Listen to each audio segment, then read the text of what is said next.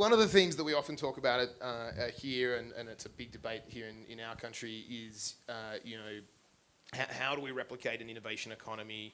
We're going to talk a little bit later on around Israel and what's going on there, but of course Silicon Valley and the US in particular remains, the model that we look to.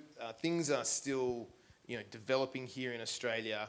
I was curious, we were chatting earlier on the phone today around your views, and the question I had for you earlier today was, can governments innovate like startups? You had an interesting point of view around the role of government. Yes, I guess I'll rant for a bit, if that's okay. Which is, a lot of politicians make the argument like, oh, government should be run more like a business. It's like, oh, we do all. It's like, no. Like your shareholders are your citizens, which means you may sometimes do inefficient things in the service of humans, which it's kind of it's a nuance that often gets lost in the rhetoric. So government can create an environment where innovation takes place more freely and more easily. And in small pockets, like in the case of DARPA in the Department of Defense in the US, or NASA, they can be small agencies with a very clear mandate to innovate. But the thing that's missing, and this is why government will never do this as well, is you have to be willing to fail. Like, innovation comes with experimentation and trying stuff, and you can't do that with somebody's Social Security or their Medicare or their tax returns. You can't muck around with that. And so there's a huge amount of risk, so it's going to always suck to do your taxes. It'll always feel like you're 20 years behind because it takes that long to get it right. They can't mess it up. Yeah. So if government can't be like business, what is it that what is the government's job in cultivating an innovation economy? I feel like I'm running for office. This is your chance. Dan Ross, 2020. I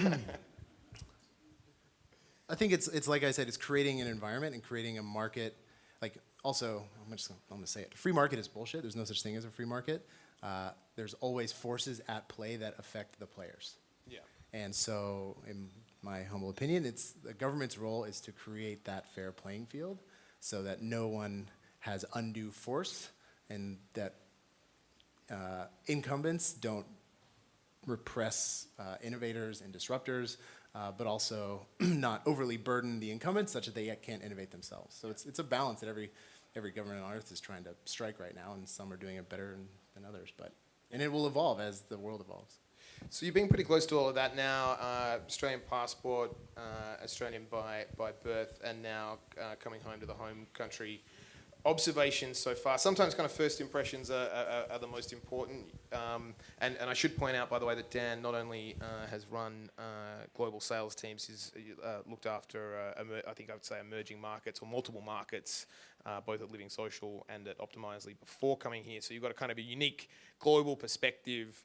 I'm curious to know, your observations of the Australian innovation economy at the moment, and kind of what does it feel like? Where are we at?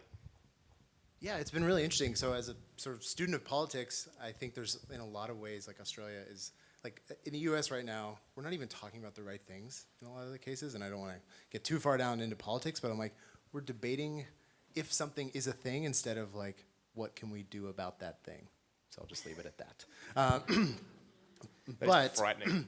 But the thing that drew me to Australia and Optimizely in Australia in particular is it's a pretty cool mix of a good foundational environment. It's got all the ingredients for innovation, right? You have a relatively small, relatively affluent, relatively well-educated, engaged, and connected populace that isn't getting that much bigger, right? In the US and China and Germany, you can just go and buy more customers. You can throw more money to Google and just get more customers. You can't do that here the same way, right? There's 24 million people. So if you have X percentage of market share, you have to kill yourself to keep that and try to grow it just incrementally.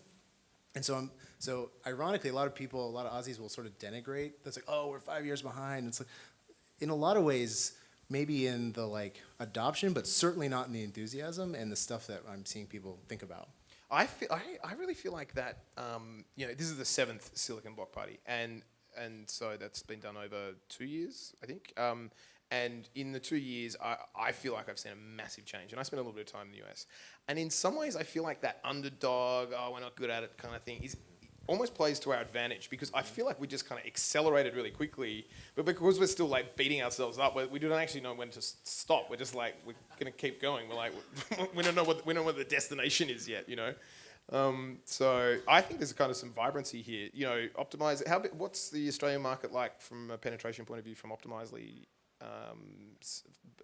from Optimizely's business? Is this a big market? We see pretty massive potential, yeah. I Yeah. mean, for those reasons, right? So small Optimizely pitch, like we help people interact with their customers better and keep them and grow them over time. Like that is the Australian B2C mandate. Yeah. Whereas a lot of other major markets, they're still just, all it is acquisition all day. Yeah, yeah. We'll come back to Optimizely in a second, but I wanted to get into something that's really at your heartland, and I've seen some videos of you on YouTube presenting on this topic. You went into living social, you got into the sales side, you have built cultures of sales success that saw, I can't remember the stats, but I think at Living Social went from 2 teams to something like 15 teams. Optimizely, I know the story a little bit, and obviously pretty massive accelerated growth. In this audience right now is around about, there's about a third of people representing startups, about 50% from enterprise. But one thing I think we all have in common is that in some way, shape, or form, we're if it's enterprise, it's about transformation, and then there's a new agenda around go-to-market. If it's a startup, it's fundamentally about go-to-market. Curious about your views on what it takes to build a high-performance sales team in today's environment. You know, it kind of feels like the rule book's been thrown out, and we're in a big, brave new world. What's it take to build a great sales machine? Focus, clarity, humility.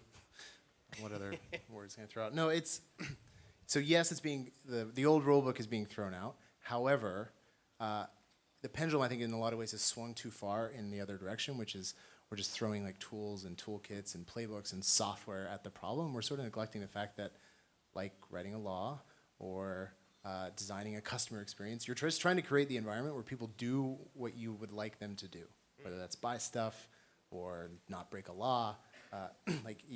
The illusion of control is just that.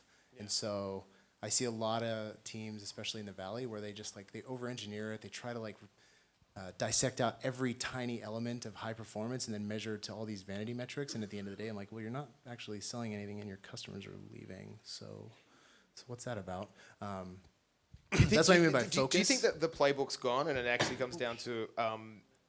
it's all right, don't worry, nothing. It's Perrier. There's heaps more Perrier out there. Do you think it actually really takes a company to really understand what success actually means and then kind of build out their own, customized view of sales and success? Yeah, it's not one size fits all, but there's the basic premise of understand your buyer's journey as best you can, and then map yourself to that. And then iterate over time as your products and your customers evolve. Yeah. That still holds true. But the world is so complex and buyers have so much choice and so much information available to them. You just have to be that much more intelligent and adaptable. Yeah. Do you think that what's the role of data in terms of driving sales strategy? We talked, remember, a little bit earlier about qual and quant, and that people are a little bit obsessed with the qual, but why not follow the data, I think was your comment. Yeah. Possibly because we are so awash in data that we get paralyzed by it, and you often end up with conflicting results, and so you don't know what to do, and you're just absorbing, and you're not actually attempting anything. So that's actually how we're here. So I've been optimizing for about 4 years. I was about to say, so and I was speaking of data. I was like, guys, we're getting a lot of interest from this market. We should go. We should stop sending people on the plane. And then when it came time to do annual planning, I happened to lead that process internally. I was like, this is where we're going. This obviously makes sense, so let's go. So just briefly, we've got 1 or 2 minutes left. I wanted to, in some ways, I know a bit about the Optimizely business, but it's a relatively simple concept. But give us the kind of the elevator pitch on Optimizely to explain to everyone what Optimizely does. Innovation is hard because people are fearful of failure at an individual level. humans. And I think that's a lot of what's missing in the enterprise today. Is like it's still people doing jobs. And the reason it's hard is because you often don't know where to start, and you don't know what success looks like, and you certainly don't know how to do it, and that's magnified in a digital world. Optimizely exists to help people apply the scientific method to improving their customer experience. Like, if you have an idea, test it. If it works, awesome, do it more. If it doesn't work, great, don't do it again, and then move on. And so that's why I meant kind of by like humility. Yeah. We get so wrapped up in our experience and our opinions that we often miss the point of like ultimately we're here to serve our customers, so let's just figure out what they want and do that. So. Yeah. There's obviously a lot of other platforms and options, and when I think about Optimizely, I think about A/B testing. What sits at the heart of the point of differentiation for where Optimizely is taking its customers? Yeah, that's a great question. So A/B testing is a practice under the sort of sub-bullet under experimentation, which is a cultural thing, which is a human phenomenon, which is the scientific method. So we want to bring that to businesses, especially in the enterprise, who are feeling the pain of innovators coming in and disrupting them, feeling the pain of maybe their own calcification internally. And so we want to be the thing that we want to use machines to help humans do their job better. Like that's the end of it. Yeah. Beautiful, perfect, right on time. Dan, thank you so much. Thank you. Stay on stage.